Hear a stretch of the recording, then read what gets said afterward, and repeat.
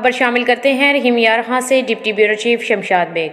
रहीम Yar Khan Cholistan jeep rally festival के मौका पर सजाया गया जानवरों की नुमाइश का मेला, जिसमें नायाब नस्ल के बकरे सुल्तान और शेर दिल ने पहली पोजीशन हासिल कर ली। खूबसूरती और सेहत पर मेहनत करने वाले मालिक को district sports officer Mohammad Tariq की जानब से ट्रॉफी का इनाम दे दिया गया। रहीम यार खां नाजो नखरे दिखाने वाले कादावर बकरे जो लाए गए चोलस्तान जीप रैली फेस्टिवल में, तो इनको देखने के लिए शहरों की बड़ी तादाद जमा होगी। 5 रोज़ा जीप रैली फेस्टिवल में तवज्जो का मरकज़ बनने वाले बकरे सुल्तान और शेरदिन ने खूबसूरती और सेहत में पहली पोजीशन हासिल कर ली, जिस पर डिस्ट्रिक्ट स्पोर्ट्स अफसर मोहम्मद तारिक की जानब से बकरे मालिक वसीम कोराई को ट्रॉफी का इनाम दिया गया।